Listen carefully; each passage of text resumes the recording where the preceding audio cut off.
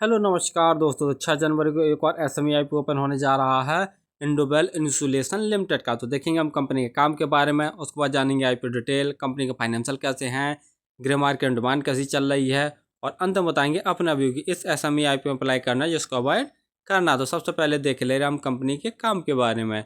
इंडोबेल insulation limited की स्थापना 1972 में हुई थी और कंपनी नेडुलेटेड एंड ग्रेनुलेटेड वूल साथ साथ में pre fabricated thermal insulate jacket का मैन्युफैक्चर करती है और इनके प्रोडक्टों का use residential, commercial and industrial applications में बहुत ज़्यादा होता है। कंपनी की 2 मैन्युफैक्चरिंग यूनिट हैं, एक पश्चिम बंगाल तथा दूसरी महाराष्ट्र में है और दिसंबर 2024 तक कंपनी में केवल 31 परमानेंट एम्प्लॉय काम कर रहे थे। तो कंपनी काम तो आपको समझ में आ गया होगा।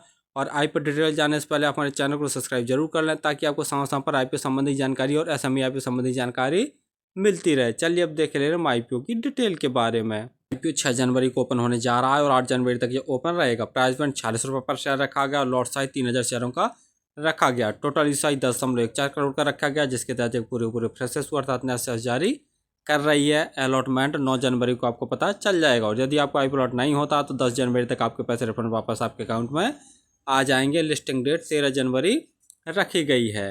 रिजर्वेशन में रिटेल भाइयों के लिए 50% और आदर्श में एचएनआई कैटेगरी भी आ जाएंगे तो इनके लिए 50% का रिजर्वेशन रखा गया। रिटेल कैटेगरी में यदि आप एक लॉट अप्लाई करेंगे तो आपको 1,38,000 रुपये खर्च करने पड़ेंगे और रिटेल कैटेगरी में एक लॉट अप्लाई किया जा सकता है। यदि एचएनआई कैटेगरी में अप्लाई करना चाहते हैं तो कम से कम 2 लॉट अप्लाई करने पड़ेंगे, जिसके लिए आपको 2,76,000 रुपये खर्च करने पड़ेंगे।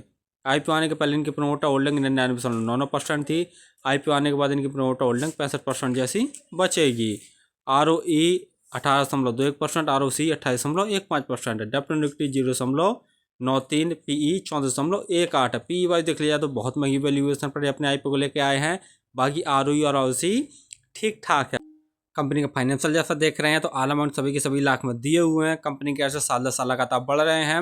रेवेन्यू देखते हैं तो मार्च 2022 में कंपनी का रेवेन्यू 977 लाख का था, जो कि बढ़कर मार्च 2023 में कंपनी का रेवेन्यू 2105 लाख का हो गया। मार्च 2024 में कंपनी के रेवेन्यू में गिरावट देखने को मिली। सिर्फ कंपनी ने 1798 लाख का ही टोटल रेवेन्यू जनरेट कर पाया। वहीं सितंबर 2024 6 महीने के अंदर कंपनी ने 556 लाख का ही टोटल रेवेन्यू जनरेट कर पाया है। तो रेवेन्यू में जैसा देख रहे हैं कि मार्च 2024 और सितंबर 2024 में थोड़ी सी गिरावट देखने को मिली है। प्रॉफिट आफ्टर टैक्स देखते हैं तो मार्च 2022 में कंपनी ने 15 लाख का नेट प्रॉफिट जनरेट किया था, जो कि बढ़कर मार्च 2023 में 90 लाख का हो गया। मार्च 2024 में कंपनी का प्रॉफिट बढ़कर 103 लाख का और सितंबर 2024 में का प्रॉफिट बढ़कर लगभग 6 महीने के अंदर ही 42 लाख का हो गया। प्रॉफिट आफ्टर टैक्स में जैसा देख रहे हैं साल दर साल काफ़ी अच्छी ग्रोथ देखने को मिल रही है। लेकिन रेवेन्यू में देखते हैं तो मार्च 2024 से सितंबर 2024 में काफ़ी गिरावट देखने को मिली थी। नेटवर्थ वो भी बढ़ रही है। कंपनी का रिजर्व मार्च 2022 में 321 लाख का था, जो कि घटकर सिर्फ सितंबर 2024 में 199 लाख का बचा। तो ये कहीं ना कहीं नेगेटिव पॉइंट वाली बात है। वहीं टोटल बोरिंग देखते हैं कंपनी के ऊपर तो मार्च 2022 में कंपनी के ऊपर 612 लाख की बोरिंग थी, जो कि घटकर सितंबर 2024 में सिर्फ 341 लाख की बोरिंग बची है। तो ये कहीं ना कहीं पॉजिटिव पॉइंट वाली बात है कि कंपनी ने बोरिंग को भी कम किया। जीएमपी ग्रे मार्केट प्रीमियम देखे ले रहे हैं तो अभी तक इसकी ग्रे मार्केट में कोई भी डिमांड निकल कर नहीं आई है।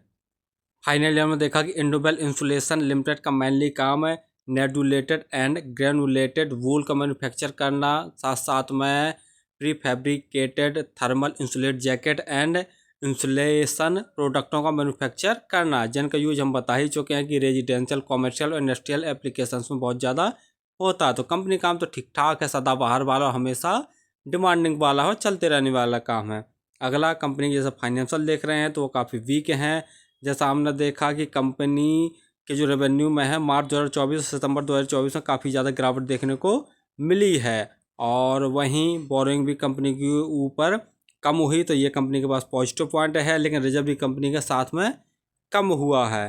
पी वाई भी देख ले तो काफ़ी महंगी वैल्यूएशन पर ये अपने आईपीओ को लेके आए हैं, जिसके कारण ग्रे मार्केट में अभी तक कोई भी डिमांड निकल कर नहीं आई है। तो मेरे हिसाब से तो इस एसएमई आईपीओ को अवॉइड ही करना चाहिए।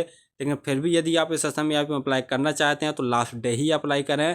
2 चीज़ें ज़रूर देख लें कि जो इसकी ग्रे मार्केट में डिमांड है वो लगभग 30 से 40% जैसी हो जाए और टोटल सब्सक्रिप्शन है वो भी लगभग 200 गुना से ज़्यादा हो जाए, तब ये सेफली रहेगा एसएमई आईपीओ अप्लाई करने के लिए हो, फिर भी किसी आईपी या एसएमई में अप्लाई करें तो एक बार स्वयं का एनालिसिस करके स्वयं के रिस्क पर ही किया करें। धन्यवाद।